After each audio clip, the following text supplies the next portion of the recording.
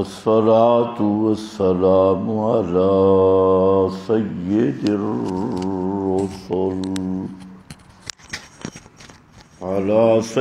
الرسل وخاتم الأنبياء.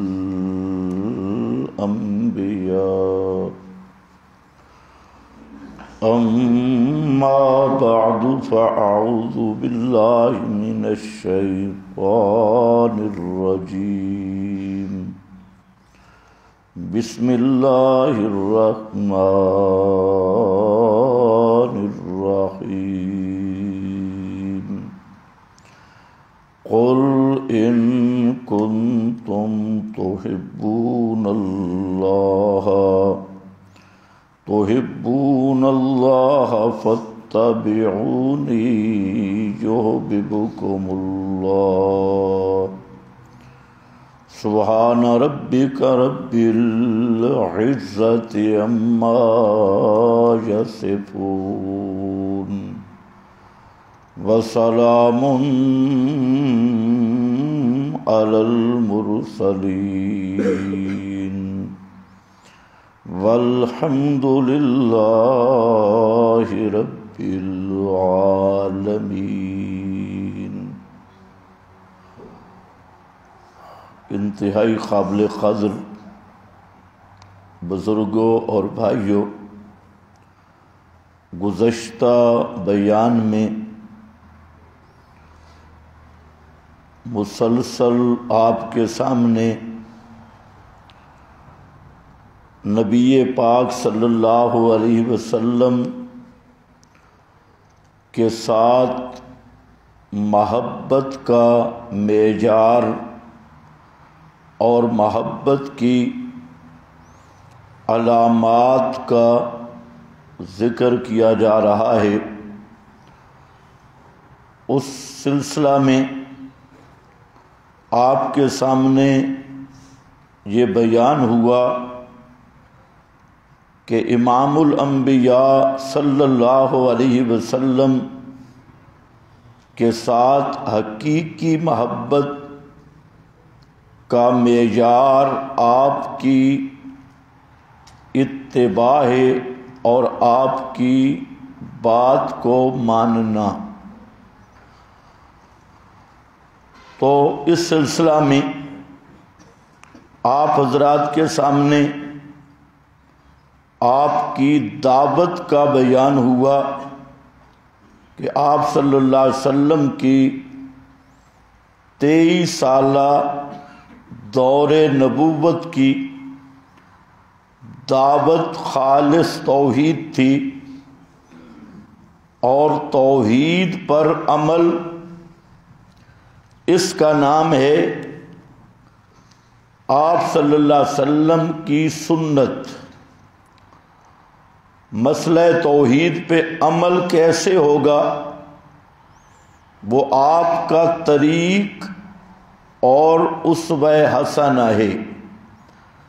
جس شخص نے آپ کا مسئلہ مانا اور اس مسئلہ پر آپ کے طریق حادث اور سنت کے مطابق عمل کیا، وہ آدمی سچا محب رسول ہے.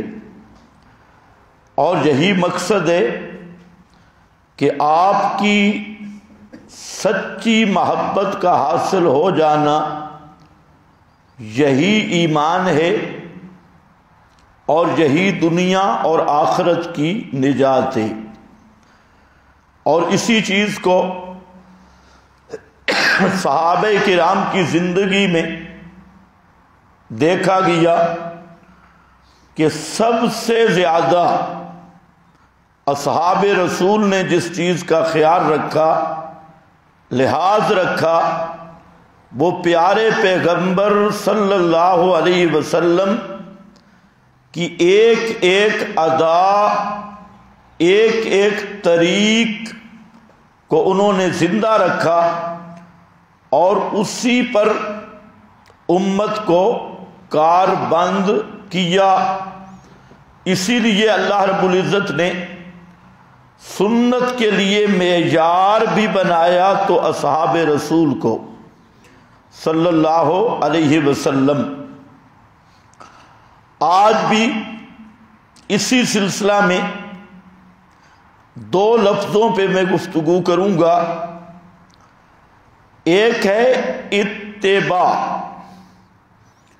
اور ایک لفظ ہے ابتداء عین کے ساتھ. ایک ابتداء الف والی ہے، حمزہ والی وہ نہیں. اس ابتداء کا معنی ہوتا ہے شروع. اور ایک ہے ابتداء، بدعت ایجاد کرنا، بدعت گھڑنا. ابتداء اتباع کے مقابلے میں قرآن کریم نے کئی کلمات ذکر کیے. قرآن پاک کی اصطلاح میں اتباع النبی کے مقابلہ میں ہے اتباع الہوا، جو جامع لفظ ہے کہ پیغمبر کی اتباع کے مقابل لفظ ہے اتباع الہوا. الہوا خواہش کی پیروی، اپنی پسند کی پیروی، اپنی سوچ کی پیروی. تو اس کو قرآن نے کہا ہے اتباع الہوا. اور سب گمراہیوں کی بنیاد یہی اتباع الہوا ہے کہ جب آدمی اپنی خواہش کو دین سمجھ لے، اپنے جذبہ کو دین سمجھ لے اور اپنی تمنا کو، اپنی اغراض کو دین سمجھ کے اس کے پیچھے چل پڑے، تو یہ ایسی بدترین ضلالت ہے کہ جس سے انسان کو توبہ کی توفیق بھی نہیں ہوتی. اس لیے اللہ رب العزت نے ہدایت کی بنیاد رکھی ہے اتباع النبی، نبی صلی اللہ علیہ وسلم کی اتباع کرنا. اور اتباع میں تین چیزیں ضروری ہیں. ایک تو لفظ اتباع عربی گرامر کے لحاظ سے جہاں پر بھی یہ مادہ استعمال ہوا تو اس میں تعظیم والا معنی ہے، علو والا معنی، کہ اتباع تب ہوگی جب متبع جس کی آپ اتباع کر رہے ہیں اس کی عظمت آپ کے ذہن میں ہو، اس کی بلند مرتبہ آپ کے ذہن میں ہو، تب اتباع ہو سکتی ہے. اور دوسری چیز دوام اور لزوم ہے. دوام اور لزوم کا مطلب یہ ہے کہ اتباع وقتی نہیں ہوتی یا کسی خاص زمانے کے ساتھ نہیں ہوتی، بلکہ اس میں دوام ہوتا ہے، ہمیشگی، کہ اس متبع کی ہمیشہ ہمیشہ اتباع کو لازم سمجھا جائے، ادب، احترام، تعظیم کے ساتھ. اور تیسری چیز ہوتی ہے اتباع میں کہ اپنی خواہش کو چھوڑنا پڑتا ہے، اپنے مقاصد، اغراض، چاہے بظاہر نفع ہو یا نقصان ہو، بظاہر اس کے نتائج کڑوے ہوں یا میٹھے ہوں، ہر صورت میں اپنی خواہش کو ترک کر کے اتباع کی جاتی ہے. تو یہاں اللہ رب العزت نے صریح لفظوں میں ذکر کیا قل ان کنتم تحبون اللہ، کہ میرے محبوب اعلان کرو ان کنتم تحبون اللہ، اگر تم اللہ سے محبت کرنا چاہتے ہو. اور اللہ سے محبت کیا ہے؟ اللہ کی بات ماننی، ایسے اعمال کرنے جس سے اللہ راضی ہو، اللہ کی رضا حاصل کرنے کے اعمال، یہ ہے اللہ رب العزت سے محبت کا اظہار۔ تو فرمایا ان کنتم تحبون اللہ، اگر تم اللہ سے محبت کرنا چاہتے ہو، یعنی ایسے اعمال کرنا چاہتے ہو جس سے اللہ راضی ہو، اسی کا نام عبادت ہے، اللہ تعالیٰ کی رضامندی والے اعمال۔ تو فرمایا اس کے لیے شرط ہے فَاتَّبِعُونِی یُحْبِبْکُمُ اللہ، تو میری ہی اتباع کرو۔ فَاتَّبِعُونِی، تو میری اتباع کرو، یُحْبِبْکُمُ اللہ، اللہ تم سے محبت کرے گا۔ اور اللہ کی بندے کے ساتھ کیا محبت ہے؟ اللہ تمہارے اعمال کو قبول کرے گا اور تمہارے اعمال پہ تمہیں ثواب عطا کرے گا اور تمہارے اعمال پہ راضی ہوگا۔ تو اس آیت نے یہ بتا دیا کہ اگر کوئی انسان رب کو راضی کرنا چاہتا ہے اور نماز، روزہ، حج، زکوٰۃ، ذکر، اذکار، عمرہ، طواف، غرض کوئی کام بھی اللہ کو راضی کرنے کے لیے ہے، تو اس کے لیے شرط یہ ہے کہ فَاتَّبِعُونِی، فرمایا میری اتباع کرو، اور میری اتباع کا نتیجہ یہ ہوگا یُحْبِبْکُمُ اللہ، اللہ تم سے محبت کرے گا۔ اللہ کی محبت کیا ہے؟ اس لیے کہہ رہا ہوں کہ ایک محبت میں اور آپ نے سمجھی ہوئی ہے، ہماری اور آپ کی محبت کسی کی طرف دل کا میلان ہو جانا، قلبی رجحان ہو جانا، یہ مخلوق کی محبت ہے۔ اللہ تعالیٰ ایسی محبت کرنے سے پاک ہے، اس کی ذات کسی کی طرح میلان قلب والی کیفیت سے وہ پاک ذات ہے۔ تو اللہ بندے سے محبت کیسے کرتا ہے کہ اللہ رب العزت آدمی کے اعمال قبول کرتا ہے، ثواب دیتا ہے، اجر دیتا ہے، اور بندے کے اعمال پہ راضی ہوتا ہے۔ تو یہ ہے محبت اللہ، اللہ کی محبت بندے کے ساتھ۔ تو فرمایا اس کے لیے شرط یہ ہے فَاتَّبِعُونِی، میری اتباع کرنا۔ تو یہ آیت نص قطعی کے طور پہ اس مضمون کو بیان کر رہی ہے کہ کوئی عبادت نہیں بنتی جب تک رسول اللہ صلی اللہ علیہ وسلم کی اتباع نہ ہو۔ اور یہاں اسی آیت کے آگے پھر ایک جملہ آیا قُلْ اطیعوا اللَّهَ وَالرَّسُولَ، فرما دیجیے اللہ کی اطاعت کرو اور الرسول، رسول کی اطاعت کرو۔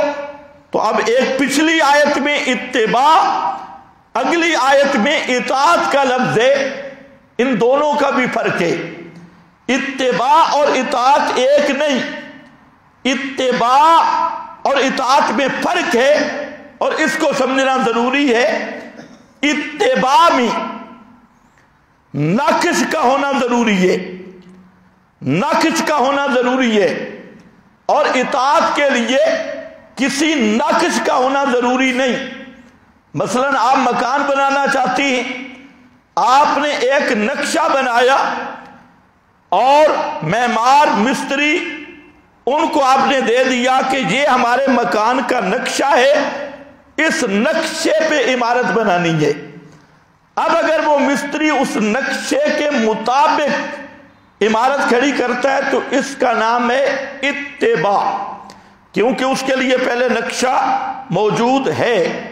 اور ایک ہے زبانی کہہ دینا اور نقشہ نہ بنانا، تو اس زبانی قول کی اتباع کرنا یا اطاعت کرنا، تو اس کو اطاعت کہیں گے، اتباع نہیں کہیں گے۔ تو غرض یہ ہے کہ اتباع اور اطاعت کا اصل فرق ہے کہ اتباع میں پہلے نقوش کا ہونا ضروری ہے اور اطاعت میں نقشہ ہونا ضروری نہیں۔ اسی لیے پورے قرآن میں آپ کو کہیں نہیں ملے گا کہ اللہ کی اطاعت کرو، اللہ کی اتباع کرو، اطاعت ملے گی، اتباع کا لفظ اللہ کے لیے نہیں ملے گا، یہ لفظ ملے گا صرف رسول اللہ صلی اللہ علیہ وسلم کی پیروی پر حکم دینے کے لیے۔ اس کی وجہ یہ ہے کہ پیغمبر کریم صلی اللہ علیہ وسلم کا وجود اقدس، اس کو اللہ رب العزت نے لَقَدْ كَانَ لَكُمْ فِي رَسُولِ اللَّهِ أُسْوَةٌ حَسَنَةٌ، آپ کے اعمال کو امت کے اعمال کے لیے نقشہ کے طور پہ اس کائنات میں نقشہ قرار دیا، اور فرمایا کہ اعمال کی عمارت اس نقشے کے مطابق بنے گی جو نقشہ محمد مصطفیٰ صلی اللہ علیہ وسلم پیش کریں گے۔ مثال کے طور پہ اقیم الصلاۃ، نماز قائم کرو۔ اب قرآن نے اس کی تفصیل نہیں کی کہ نماز کس طرح قائم کرنی ہے، ظہر کے کتنے فرض ہوں گے، اور پہلی رکعت میں کیا ہوگا، دوسری رکعت میں کیا ہوگا، سجدوں میں کیا ہوگا، رکوع میں کیا ہوگا، تشہد میں کیا ہوگا۔ تو یہ قرآن پاک نے اتنا حکم دے دیا، اقیم الصلاۃ، نماز قائم کرو۔ اب نماز کا نقشہ وہ قرآن نے نہیں ذکر کیا، قرآن پاک نے حوالہ دے دیا، لَقَدْ كَانَ لَكُمْ فِي رَسُولِ اللَّهِ أُسْوَةٌ حَسَنَةٌ، کہ لوگوں نماز کا جو نقشہ ہے وہ محمد مصطفیٰ صلی اللہ علیہ وسلم سے لو، آپ جس طرح نماز پڑھیں تم بھی اسی نقشے کے مطابق نماز پڑھو۔ اسی طرح قرآن پاک میں روزوں کی فرضیت کا بیان ہے، کتب علیکم الصیام، روزے تم پر روزے رکھنا فرض ہے، لیکن روزہ کیسے ہوگا؟ صبح سے لے کے شام تک 3 چیزوں سے بچنا، کھانا پینا، ازدواجی تعلق، اور یہ سارا دن طلوع فجر سے لے کے غروب آفتاب تک ان 3 چیزوں سے بچنے کا نام روزہ۔ اور اس کی پوری تفصیل وہ آپ کو ملے گی اسوہ حسنہ میں، محمد الرسول اللہ صلی اللہ علیہ وسلم کے طریق میں۔ اللہ نے فرمایا حج تم پہ فرض کیا، جس پر استطاعت ہے، جس کو طاقت ہے حج کرنے کا، اور اتنا نصاب اس کے پاس موجود ہے شرعاً، تو قرآن پاک نے من استطاع الیہ سبیلا یہ شرط لگا کے حج کو فرض کر دیا۔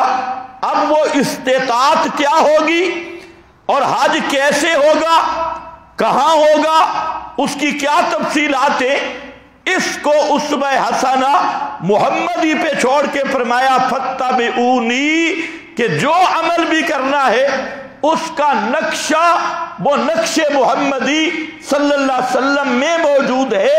اس لیے قرآن پاک جتنے اعمال ہیں، حج ہے، روزہ ہے، زکوٰۃ ہے، نماز ہے، عمرہ ہے، ذکر اذکار ہے، قرآن پاک حکم دیتا ہے کہ یہ کرنا ہے۔ اب کرنا کیسے ہے، اس کے لیے آپ کا اسوہ حسنہ ہے، آپ کا طریق ہے۔ تو جہاں 2 لفظ ہیں، ایک ہے اسوہ اور دوسرا ہے حسنہ، طریق آپ کا۔ حسنہ کا معنی خوبصورت، بہترین اور سونا طریقہ، اسوہ حسنہ، اسوہ کا معنی طریقہ۔ تو اللہ رب العزت نے یہاں پر آپ صلی اللہ علیہ وسلم کے اسوہ حسنہ کی پیروی کو فرما دیا فاتبعونی، آپ ہی کے نقش قدم پہ چلنا ہے۔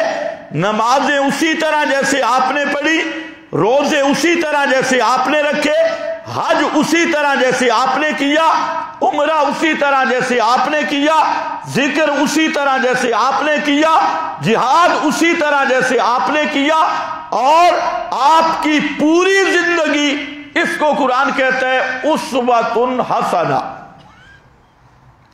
اب یہاں ایک بات سمجھے، جو لوگ منکرین حدیث ہیں،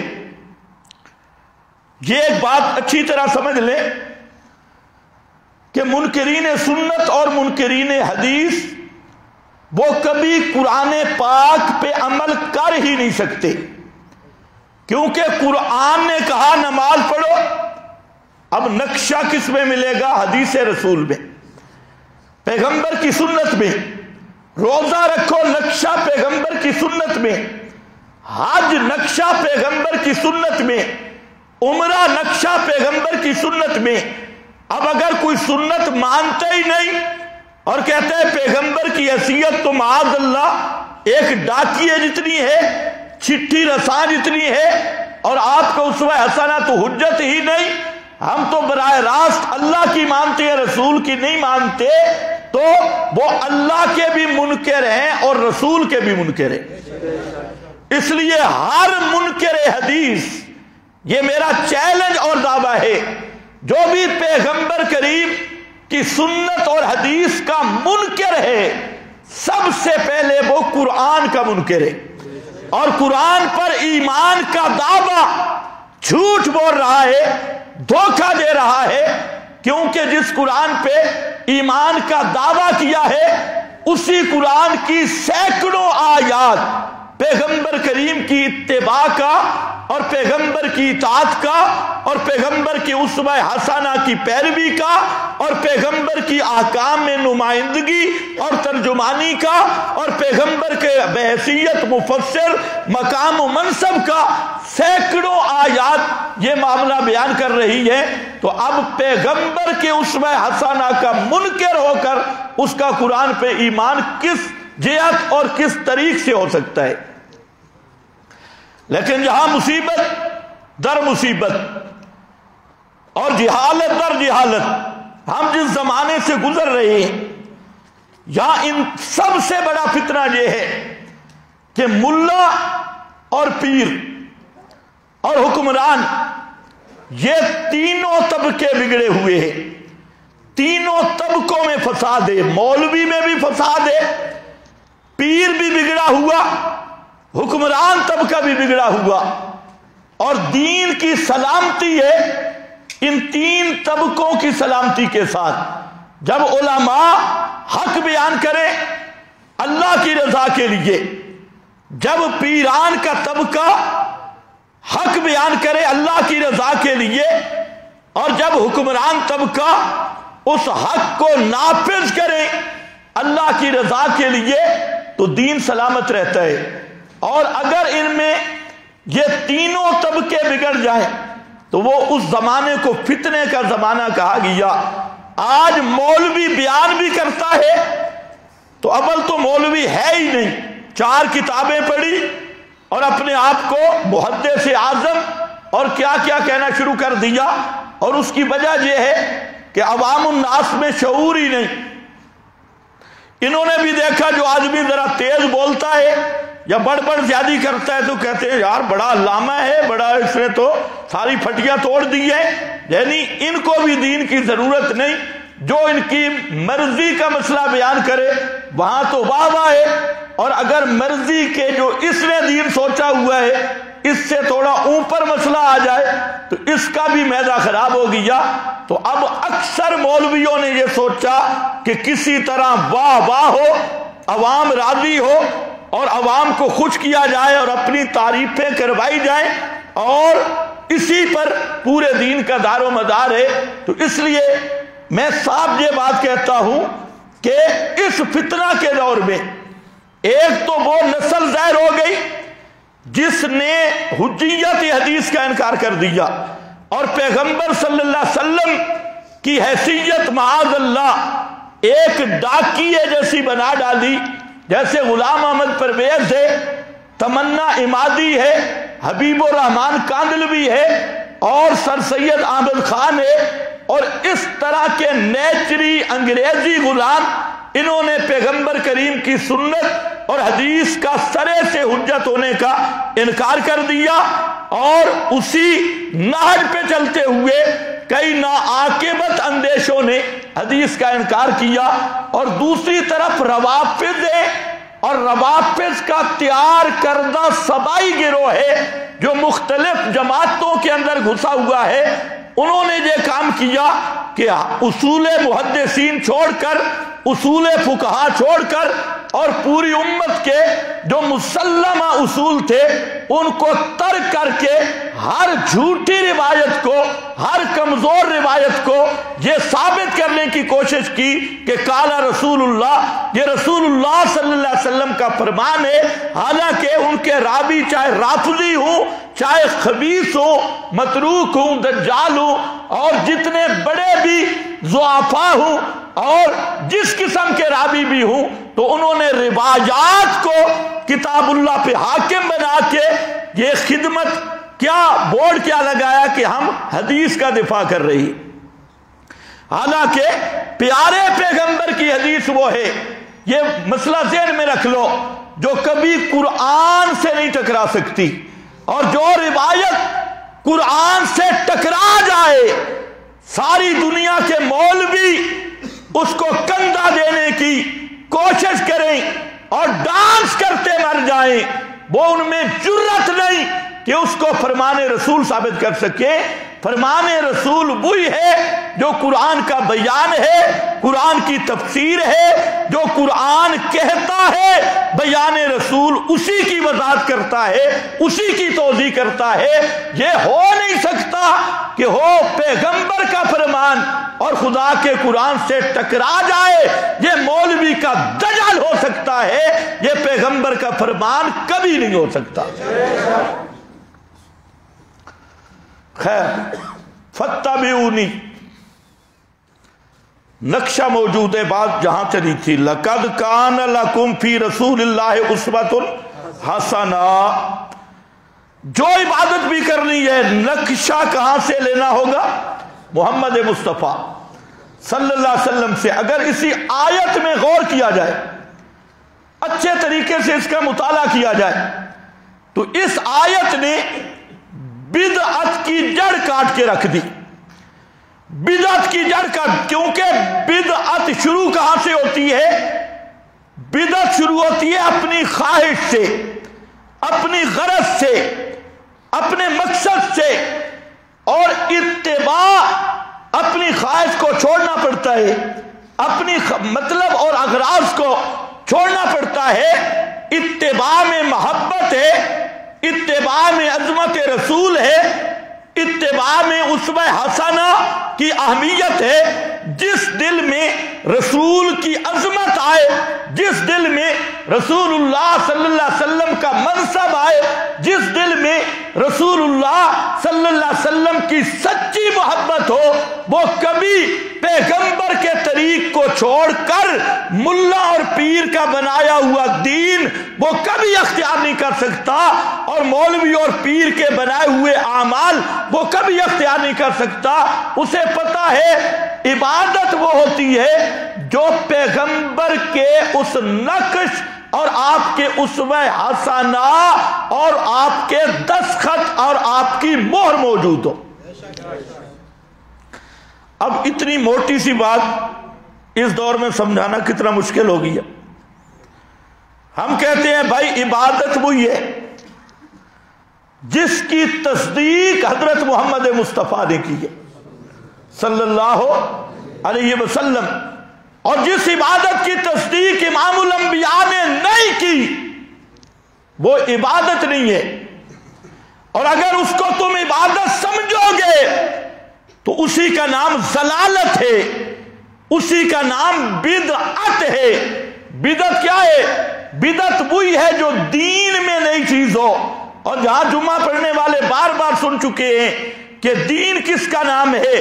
ما علیہ النبی واصحابہ، جس طریق پہ پیغمبر چلے، ساتھ نبی کے صحابہ چلے، اس کا نام دین ہے، اور اس دین کے اندر کوئی نئی چپر لگانا اس کا نام بدعت ہے۔ کئی لوگ کہتے ہیں ہمیں بدعت کا معنی نہیں آتا، بدعت کہتے کس کو ہے؟ تو اس کی آسان سی مثال ہے، اور آپ سب کے ساتھ اس کا تعلق ہے۔ ایک آدمی کو دودھ چاہیے، گھی چاہیے، شہد چاہیے، کون سا تلاش کرتے ہو، ملاوٹ والا یا خالص؟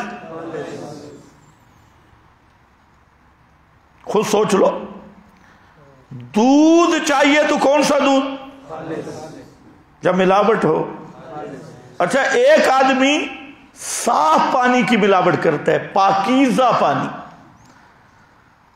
جس کو وہ کعبۃ اللہ کے طواف میں ساتھ رکھ رہا تھا، پانی بھی طواف کر کے آئے اور دودھ میں ڈالتا ہے، تو وہ کہے جی میں نے تو صاف پانی ڈالا ہے دودھ میں، تو کیا وہ دودھ ملاوٹ والا ہوگا یا اصلی ہوگا؟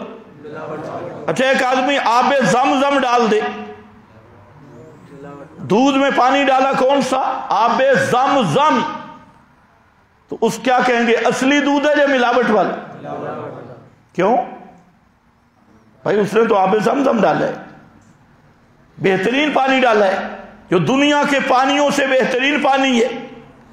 حتیٰ کہ بعض علماء نے لکھا ہے کہ عظمت اور شان کے لحاظ سے جنت کے پانی سے بھی آب زمزم افضل پانی ہے، شان کے لحاظ سے، عظمت کے لحاظ، اس پہ دلائل بھی دیے. خیر، تو اتنا افضل پانی ملائے تو دودھ پھر بھی خالص نہیں ہے. گھی میں جتنی اچھی چیز ملائے اس کو گھی کو خالص نہیں کہیں گے. شاید اپنے ہاتھ سے نکالا ہوا گڑ پاکیزہ بابودو ہو کر ملائے اور ہر تھوڑا سا چمچ ملانے کے ساتھ غسل بھی کرے اور بسم اللہ بھی پڑھے، بابودو ہو کر ملائے، تب بھی وہ کیا ہوگا؟ ملاوٹ والا. تو حیرانگی کی بات یہ ہے، اتنی موٹی بات آپ کو سمجھ نہیں آتی کہ تم دودھ چاہو اس میں ملاوٹ برداشت نہیں کرتے، تم شہد چاہو اس میں ملاوٹ برداشت نہیں کرتے، تم گھی چاہو اس میں ملاوٹ برداشت نہیں کرتے، اور تعویلیں بھی نہیں کرتے جی یہ پاک پانی تھا یا پلیت پانی تھا، تا حرج کیا ہے، آب زمزم تھا یا آب اسلام آباد تھا، باوضو ملایا یا بغیر وضو کے ملایا، بسم اللہ پڑھ کے ملایا یا بغیر بسم اللہ کے ملایا، اچھی نیت سے ملایا یا بری نیت سے ملایا، یہ تعویلیں کہیں بھی نہیں ہوتی. اور جب دین کا معاملہ ہے تو یہ جانتے پوجتے ہوئے کہ یہ دین نہیں، جو جس کی مرضی آئے وہ اذان میں بڑھا دے، جنازے میں اپنی چپریں لگا لے اور میت کے طریقوں میں اپنی چپریں لائے، اصال ثواب کے طریقے اپنی طرف سے گھڑے، وہاں یہ بات چھڑ جاتی ہے یار نیت تو اچھی ہے تو باوضو، کوئی برا کام تو نہیں کیا، اچھا کام کیا. تو یعنی شیطان نے اتنی عقل مار دی، حالانکہ قرآن مقدس نے صاف کہا ہے الا للہ الدین الخالص، خبردار اللہ کے ہاں جو مقبول دین ہے وہ خالص دین ہے، جو ملاوٹ والا دین ہے اللہ اس کو قبول نہیں کریں گے. ملاوٹ والی اذان قبول نہیں، ملاوٹ والا جنازہ قبول نہیں، ملاوٹ والی نماز قبول نہیں، ملاوٹ والا زکوٰۃ قبول نہیں، ملاوٹ والا روزہ قبول نہیں. الا للہ الدین الخالص، جیسے تجھے دودھ، شہد اور گھی ملاوٹ والا قبول نہیں، رب کو ملاوٹ والی عبادت قبول نہیں ہے. یہاں تو آپ بڑی تعویلیں کر لیتی ہیں، کہتی ہیں یہ جو اضافہ کیا نا یہ اچھا اضافہ کیا، اور اس کا نام کیا رکھا؟ بدعت حسنہ. مولویوں نے نام رکھا بدعت حسنہ. اسی لیے میں نے کہا دو لفظ ہیں، لقد کان لکم فی رسول اللہ اسوۃ حسنہ. اور مولوی کا طریقہ حسنہ نہیں، طریق محمد مصطفیٰ کا حسنہ ہے، وہ خوبصورت طریقے. اور جو مولوی بنائے، پیر بنائے، اکابر بنائے اور بڑے بڑے ملا پیر اپنی طرف سے دین کے اندر اضافہ کریں، اس کو پیغمبر کریم نے فرمایا کل بدعت ضلالہ، ہر بدعت گمراہی ہے، وَكُلُّ ضَلَالَةٍ فِي النَّارِ، اور ہر گمراہی جہنم میں لے جانے والی ہے. اس لیے میرا بھائی یہ کوئی عام مسئلہ نہیں، بڑا اہم مسئلہ ہے، بڑا اہم مسئلہ ہے، اور اس کو لوگ سمجھتے نہیں۔ وہ کہتے ہیں جی ہم نے عبادت کرنی ہے نا جی، ہم نے قرآن خوانی کرنی ہے، ہم نے تو کل شریف پہ قرآن ہی پڑھا ہے نا، تو اس لیے امام عامدی جو اہل سنت کے ایک بڑے امام ہیں، انہوں نے بڑی عجیب بات لکھی۔ انہیں فرمایا کہ کوئی عبادت کرنے لگو، تین چیزوں کی تحقیق کر لو، تین چیزوں کی تحقیق کے بغیر عبادت نہیں، وہ عبادت لعنت بن جائے گی، وہ تو عبادت سمجھے گا، اللہ کے ہاں وہ تیرے لیے ابدی سزا کا پیش خیمہ بن جائے گی۔ تو عبادت خواہش سے نہیں ہوتی کہ میں کہوں یہ اچھی چیز ہے، میرا مولوی کہے یہ اچھی چیز ہے، میرا استاد کہے یہ اچھی چیز ہے، نہیں میرا بھائی، سب سے پہلی تحقیق کر کہ یہ کام اللہ کے نبی اور نبی کے صحابہ نے کیا ہے یا نہیں۔ آسان سا مسئلہ ہے کہ جس کو تو عبادت سمجھ کے بیٹھے، مثال کے طور پہ آج پورا دین کو محرف شدہ بنا دیا گیا، اذان سے لے کر کلمے تک تحریف کر دی گئی۔ اب پہلی تحقیق یہ کر کہ نبی کریم علیہ السلام کے 6 مؤذن تھے، ان 6 مؤذنین میں حضرت بلال مشہور مؤذن ہیں، تو سب سے پہلے اذان سے شروع کر کہ پیغمبر کریم اور پیغمبر کے مؤذن وہ اذان کہاں سے شروع کرتے، کہاں ختم کرتے؟ تو دیکھیں اذان پوری اگر آپ دیکھ لے تو اللہ اکبر سے شروع کرتے، لا الہ الا اللہ پہ ختم کرتے۔ اس میں کسی کی دوسری رائے ہے؟ نہیں ہے۔ اور یہ اذان تو حدیث کی سب کتابوں میں موجود ہے، سیاستہ میں موجود ہے پوری کیفیت کے ساتھ، اور یہ اذان شروع ہونے کا واقعہ بھی موجود ہے کہ جب آپ مدینہ منورہ تشریف لے گئے تو مشورہ ہوا، جن امور میں وحی نہیں آتی تھی تو ان امور میں نبی کریم علیہ السلام صحابہ سے مشورہ کرتے، شاورہم فی الامر۔ تو مشورہ ہوا کہ نماز کے لیے کیسے بلایا جائے، تو مختلف مشورے آئے، لیکن آپ صلی اللہ علیہ وسلم نے ان کو ریجیکٹ کیا۔ کیوں؟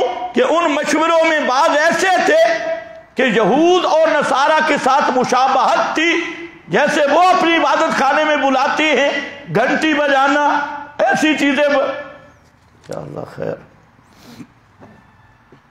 اچھا، تو وہ آپ نے ریجیکٹ کیے، حتیٰ کہ صحابی کہتے ہیں میں سویا، خواب میں دیکھا کہ ایک آدمی مجھے ملا اور بڑا خوبصورت ہے اور اس کے پاس ناقوس ہے، میں نے ناقوس مانگا تو اس نے وہ کلمات کہے، اللہ اکبر اللہ اکبر، یہ جو آپ کی اذان ہے یہی کہے۔ تو کہتے ہیں جب میں اٹھا تو میں نے نبی کریم صلی اللہ علیہ وسلم کے پاس دوڑا، کیونکہ اللہ کے نبی کے علاوہ کسی کا خواب حجت نہیں ہوتا۔ تو صحابی نے خواب دیکھا اور خواب دیکھ کر نبی کریم علیہ السلام کے پاس آیا اور بتایا کہ میں نے خواب میں یہ دیکھا ہے۔ ابھی وہ بتا رہا تھا کہ حضرت فاروق اعظم بھی دوڑ کے آگے، انہوں نے کہا یا رسول اللہ میں نے بھی ایسا خواب دیکھا ہے کہ خواب میں اللہ اکبر کہنے والا یہ اذان، تو یہ آپ نے فرمایا یہ من جانب اللہ ہے اور اسی کی تلقین کی جائے حضرت بلال کو۔ جہاں یہ یاد رکھنا خواب صرف نبی کا حجت ہوتا ہے، تو یہ خواب حجت نہیں، البتہ اس خواب پر پیغمبر کریم کے ان اذانوں کو مقرر کلمات کو کر دینا اب یہ حجت بن گیا اور یہ اذان شروع ہو گئی۔ اور وہ جو تھا خواب میں فرمایا یہ ملک، یہ فرشتہ تھا، اللہ رب العزت نے خواب کے ذریعہ رہنمائی فرما دی۔ تو وہ جو کلمات حضرت بلال کہتے رہے وہ ساتھ بتاتا رہا، تو جو 6 مؤذنین کے کلمات ہیں وہ اللہ اکبر سے اذان شروع ہوتی ہے، لا الہ الا اللہ پہ ختم ہے۔ اب ہم جس دور میں آپ دیکھ لیں اب تو لاؤڈ سپیکر بھی لگے ہوئے مختلف مساجد سے، یہ اذان کے شروع میں جو صلاۃ و سلام اور آخر میں صلاۃ و سلام، یہ 781 ہجری میں شروع ہوا، 781 ہجری۔ اور احمد رضا خان نے احکام شریعت میں خود اس کی تصریح کی ہے۔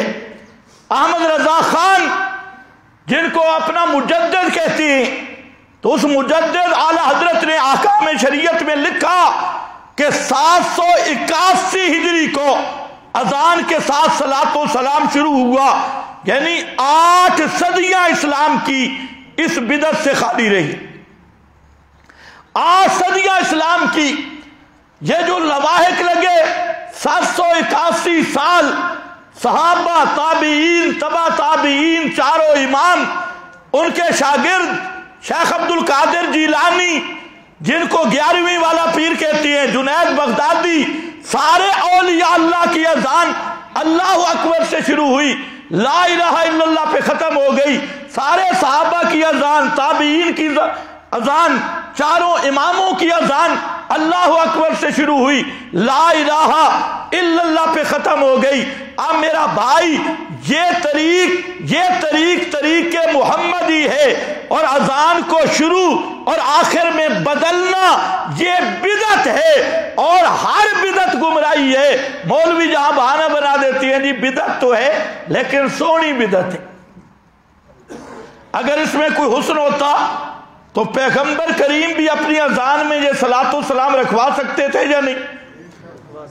حضرت صدیق کے دور میں، حضرت عمر، عثمان، علی کے دور میں، حضرت حسن کے دور میں، صحابہ، تابعین، اہل بیت رسول، ان کی اذانیں تو اللہ اکبر سے لا الہ الا اللہ پہ ختم ہو گئی۔ تو اب سوال یہ ہے کہ یہ بعد والے بڑے عاشق ہیں یا وہ پہلے والے بڑے عاشق تھے؟ یہ بعد والے بڑے متقی ہیں یا وہ پہلے والے بڑے متقی تھے؟ ان متقیوں کی اذان دیکھو اور پیغمبر کریم کی اذان دیکھو، یہ کہتے ہیں جی حرج کیا ہے؟ حرج تو میں آگے جا کے بتاتا ہوں کہ حرج ہے کیا۔ پھر اسی میں ایک اشارہ اذان کے اندر موجود ہے، کلمہ پورا ہوتا ہے لا الہ الا اللہ محمد الرسول اللہ، لیکن اذان پوری ہو رہی ہے لا الہ الا اللہ پر۔ حالانکہ ایک آدمی ساری زندگی لا الہ الا اللہ کہتا رہے، جب تک محمد الرسول اللہ پہ ایمان نہیں لائے گا وہ اسی طرح کافر رہے گا۔ لیکن اذان میں کلمات لا الہ الا اللہ پہ اذان ختم ہو گئی، یہ بھی شریعت کا تقاضا ہے کہ کلمات وہی کہنے ہیں جو کلمات اللہ اور اس کے رسول نے سکھائے ہیں، اور جو دین منزل من اللہ ہے وہی دین اختیار کرنا ہے، اپنے مولویوں اور پیروں والا دین اختیار نہیں کرنا۔ اچھا، یہ ایک جھگڑا چل گیا اذان کے ساتھ جی صلاۃ و سلام ہے یا نہیں۔ اب انہوں نے کیا کہا دیکھا نا جی، یہ جو ہمیں کہا کہ یہ درود سے جلتی، یہ درود مانتے ہی نہیں، درود سے جلتی ہیں، یہ ایک بیانیہ بنایا۔ آج کل تو بیانیے بڑے بن رہے، سیاسی بیانیے، یہ ملا کا سیاسی بیانیہ ہے کہ یہ جو اذان کے ساتھ تعریف نہیں کرتے نا، یہ درود سے جلتی ہیں، انہاں وہابیاں ساڑو، یہ جلتی ہیں۔ خیر، یہ درود کے منکر ہیں۔ تو پہلی بات تو یہ ہے کہ جو تم درود پڑھتے ہو تو اس درود کے ثبوت پیش کر دو۔ ہر مسجد میں کسی میں 5 جملے، کسی میں 10 جملے، کسی میں 7، کسی میں 4، اور ہم جو درود پڑھتے ہیں وہ پورا ہے۔ اور وہ کیا ہے؟ اللہم پڑھتے ہیں، نماز میں نہیں پڑھتے۔ اس لیے ان کے ایک مولوی نے لکھا، گجرات کا ملا ہے، اور فتاوی نعیمیہ میں لکھا کہ یہ جو درود ابراہیمی ہے یہ مکروہ ہے، اور دلیل یہ دی کہ اس میں سلام نہیں، اور قرآن میں صلو علیہ وسلم ہے۔ اب اس مفتی صاحب کو یہ بھی نہیں پتا کہ وہاں پر صلو علیہ وسلم واو ہے، اور واو اقتران والا معنی نہیں ہوتا کہ صلاۃ و سلام کٹھا ہو۔ اقتران والا معنی نہیں لغت عرب میں، واو مطلق جمع کے لیے ہے نہ کہ اقتران کے لیے. تو اس مفتی صاحب نے کہہ دیا کہ درود پڑھنا ہی مکروہ ہے. جو پیغمبر نے بتایا وہ تو ہے مکروہ، اور جو ان کے مکروہ مولویوں نے ایجاد کیا، اور الصلاۃ والسلام علیکہ یا نورا من نور اللہ، الصلاۃ والسلام علیکہ یا سیدی یا حبیب اللہ، ان سے پوچھو یہ درود کس کتاب میں ہے. ایک مولوی صاحب سے جب میں نے پوچھا کوئی حوالہ، تو کہتا ہے حلبیہ میں لکھا ہے کہ ایک آدمی جنگل میں گیا تو جن پڑھ رہے تھے. بھلے ہو جن دا پترا، جو پیغمبر کریم نے درود بتایا وہ نہیں پڑھنا، اور جنگل میں جن پڑھ رہے تھے. دلیل تو آ گئی. اور ادھر کوئی بزرگ کہتا ہے جی فلانا بزرگ جو تھا اسے خواب میں یہ درود آیا، اور خواب بھی آیا جب جہاز غرق ہو رہا تھا. وہاں بزرگا وہاں پر درود مل گیا. تو بھائی سب سے پہلے مسئلہ یہ ہے کہ اذان حدیث کی سب کتب میں موجود ہے. آج تو پڑھا لکھا زمانہ اس لحاظ سے کہ اردو جانتی ہے، لکھنا پڑھنا. آپ کوئی حدیث کی کتاب اٹھائیں، پیغمبر، صحابہ، اہل اللہ کی اذان اللہ اکبر سے شروع ہوئی، لا الہ الا اللہ پہ ختم ہو گئی. اب درمیان میں ایک اور طبقہ کھڑا ہو گیا. انہوں نے کہا اچھا حرج کوئی نہیں، تو پھر ہم بھی ایک ٹوٹ کر ملاتی. انہوں نے شروع کیا اشہد ان علی ولی اللہ. سنیے جی اذان، اشہد ان علی ولی اللہ امیر المومنین قاتل المشرکین خلیفتہ بلا فاصل. یہ اذان اتنی لمبی اذان، مسلمان سارے نمازیں پڑھ کے گھر چلے جاتے ہیں، امام باڑے میں اذان نہیں ختم ہوتی، اور ہوتا صرف مؤذن ہے کرائے والا کہ آپ شاید سمجھے وہاں جماعت ہو رہی ہے. وہ بھی بتاتے ہیں کہ ہم بھی موجود ہیں. تو انہوں نے درمیان میں ایک اضافہ کر دیا اشہد ان علی ولی اللہ. اب جو بولی یہ بول رہے تھے وہی بولی انہوں نے بولنی شروع کر دی. اب یہ جو صلاۃ السلام پڑھنے والے تھے ان کا اور ان کا جھگڑا بن گیا. انہوں نے کہا بھئی تم نے یہ اذان میں کیوں اضافہ کیا؟ انہوں نے آگے سے کہا تم نے تو آگے پیچھے دونوں طرف سے اضافہ کیا ہے، اگر ہم نے درمیان میں دو جملے کہہ دیے تاں کیڑی گل ہے، اس میں کیا حرج ہے؟ اچھا وہ جو بیانیہ بنا رہے تھے نا کہ یہ جو صلاۃ السلام اذان کے ساتھ نہیں پڑھتے، تو یہ کون ہے جناب؟ یہ تو دشمن رسول ہے، درود سے جلتی ہے. انہوں نے بیانیہ بنایا جو اشہد ان علی ولی اللہ اذان میں نہیں پڑھتا نا، یہ علی کا منکر ہے، یہ علی کا دشمن ہے، یہ علی سے جلتا ہے. انہوں نے بانٹ ڈام شروع کر دی، حالانکہ جہاں بات جلنے نہ جلنے کی نہیں، بات ہے محمد مصطفیٰ کے اسوہ حسنہ کی. ہم چونکہ چوکیدار اور پہرے دار ہیں پیغمبر کی سنت کی سرحدوں کے، اور چوکیدار کا کام یہ ہوتا ہے کہ سرحد کی اس طرح حفاظت کرے کہ کوئی باہر کی چیز اندر نہ آئے، اندر کی چیز باہر نہ آئے. کوئی ظالم بدعت کرے گا، رد اس کی بدعت پہ ہوگا، اس کی بدماشی پہ ہوگا، اور دین کی حفاظت کرنا ہر مسلمان پہ فرض ہے. جلتے ہیں، بیانیہ دیکھو، جلتے درود سے جلتے ہیں. انہوں نے کہا اچھا بچو تم علی کے نام سے جلتے ہو. اب ان کو بریک لگ گئی. ہم سے بات ہوئی، ہم نے ان سے پوچھا کہ تم نے کہاں سے لیا اشہد ان علی ولی اللہ؟ یہ درمیان اذان جو بدلی، کیا یہ اذان حضرت علی کی ہے، حضرت حسن حسین کی، امام زین العابدین کی؟ تمہارے کس امام نے یہ اذان دی جن کو تم امام کہتے ہو؟ کسی صحابی اہل بیت؟ کس کی یہ اذان ہے؟ تو انہوں نے کہا کہ اس میں حرج کیا ہے، ہم تو حضرت علی سے محبت کر رہے ہیں. ہم نے کہا حرج یہ ہے کہ الیوم اکملت لکم دینکم. حرج یہ ہے یا ایھا الذین آمنوا لا تقدموا بین یدی اللہ ورسولہ. فرمایا ایمان والو اللہ رسول سے آگے مت بڑھو، اللہ کے حکم رسول کے حکم سے آگے مت بڑھو. فَاتَّبِعُونِي، جہاں دین کا معاملہ ہے فرمایا میرا محبوب اعلان کر دے میری ہی اتباع کرنا، یحببکم اللہ، تب تمہارے اعمال قبول ہوں گے۔ اگر میری اتباع نہیں کوئی عمل قبول ہو سکتا نہیں۔ یہ حرج ہے۔ کہتے ہیں حرج کیا ہے؟ منع دکھا دو جی۔ آپس میں لڑنے لگے تو وہ بارتی مجھے کہنے لگی کہ یار تم نے ابھی تو اضافہ کیا ہے نا، صلاۃ والسلام علیکہ یا رسول اللہ، تم بھی کہتے ہو۔ میں نے کہا وہ ہم نہیں، وہ بھی تم ہو، البتہ رنگ بدل گیا، وہ ہم نہیں ہیں، ہم تو وہ ہیں۔ پیغمبر کریم نے ایک صحابی کو دعا سکھلائی اور دعا میں یہ لفظ آ رہے تھے، آپ نے فرمایا یہ دعا پڑھ کے سو جا، اگر اس رات موت آ گئی تو سیدھا جنت میں۔ اس دعا میں لفظ تھے آمنت بنبیک الذی ارسلت۔ مشکات اٹھا کے دیکھ لینا، جب آپ اپنے کام سے فارغ ہوئے صحابی کو بلایا اور فرمایا ذرا سبق سنا۔ ویسے آپ سے بھی تقریر سننی چاہیے کبھی کبھی۔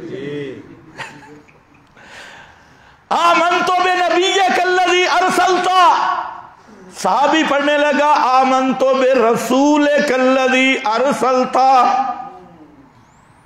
جس میں تھوڑا سا بھی سینس ہے وہ سمجھ سکتا ہے۔ آپ نے کیا فرمایا تھا؟ آمنت بنبیک الذی ارسلت، اور صحابی نے کیا پڑھ دیا؟ آمنت برسولک الذی ارسلت۔ آمنت بنبیک کا معنی میں ایمان لایا تیرے نبی کے ساتھ جو تو نے بھیجا، اور آمنت برسولک کا میں ایمان لایا تیرے رسول کے ساتھ جو تو نے بھیجا۔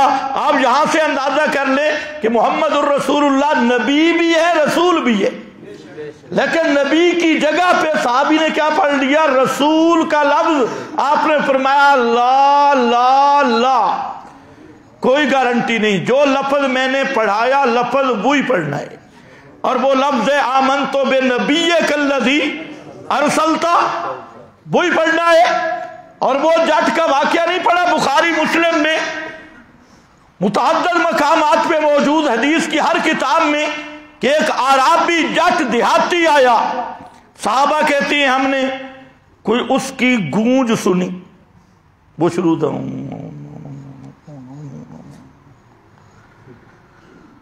کیسے شہد کی مکھیوں کی گونج آتی ہے، وہ بیچارہ کوئی سوال تھے اور ان کو دہرا رہا تھا، جیسے دیہاتیوں کی عادت ہوتی۔ سیدھا نبی کریم علیہ السلام کے پاس آ، لمبی حدیث ہے، بالکل مختصر جملہ، آپ کے پاس آ کر بیٹھ گیا اور کہتے ہیں میں تھوڑے سخت باتیں کروں گا، ناراض نہ ہونا، میری باتیں تھوڑی کڑوی کڑوی ہوں گی۔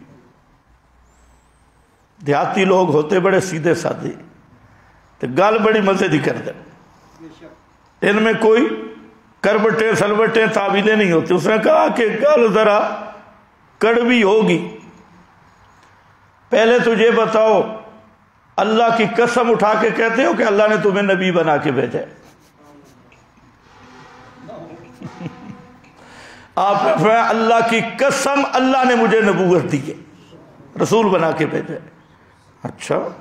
اچھا قسم اٹھاتے ہو کہ یہ جو تم کہتے ہو شہادت و اللہ الہ الا اللہ، یہ کلمہ اللہ کا حکم ہے؟ آپ نے قسم اٹھائی جی اللہ کا حکم۔ اسی طرح اس نے کہا یہ 5 نمازیں، آپ نے فرمایا اللہ کا حکم ہے، رمضان کے روزے اللہ کا حکم ہے، حج اللہ کا حکم ہے۔ یہ شرائع اسلام سن کر اس کے پاس چادر تھی، اس نے یوں چادر ڈالی، کندھے پہ چادر ڈال کے ایسے چل پڑا، اور کہتے ہیں جی پتہ نہیں پھر ملاقات ہوگی یا نہیں، کیونکہ درمیان میں کفار کا قبیلہ ہے اور ہم انہی مہینوں میں آ سکتے ہیں، جنگ میں پابندی ہے، ورنہ ہم نہیں آ سکتے، تو ٹھیک ہے میں پھر چنگا ہلا بھلا جا رہا ہوں۔ وہ چل پڑا، ادھر جا کے اس نے ایک جملہ کہا، اور جملہ کیا تھا یہ سن کرنا اس نے اپنے آپ میں کہا، پیغمبر کریم کو نہیں کہا۔ جب جا رہا تھا تو وہاں اس نے ایک جملہ کہا، اس نے کہا لا ازیدو علی ھذا ولا انقص منہ، جو میں نے سنا ہے نہ اس میں اپنی طرف سے کوئی زائد بات داخل کروں گا اور نہ کمی کروں گا، نہ زیادتی کروں گا نہ کمی کروں گا، جو سنا ہے بس یہی ہے، بڑھاؤں گا بھی نہیں، گھٹاؤں گا بھی نہیں، کمی بھی نہیں کروں گا۔ ابھی یہ جا رہا تھا، آپ نے فرمایا من سرہ ان ینظر الی رجل من آل الجنہ، جس آدمی نے زمین پر جنتی دیکھنا ہو فَلْيَنْظُرْ إِلَىٰ هَذَا إِنْ صَدَقَ، اس آدمی کو دیکھ لے اگر اس بات پہ یہ پکا رہ گیا کہ میں بڑھاؤں گا بھی نہیں کم بھی نہیں کروں گا، تو فرمایا یہ ہے جنت میں جانے والا۔ تو پیغمبر کریم کی تعلیم ہمیں کیا بتا رہی ہے؟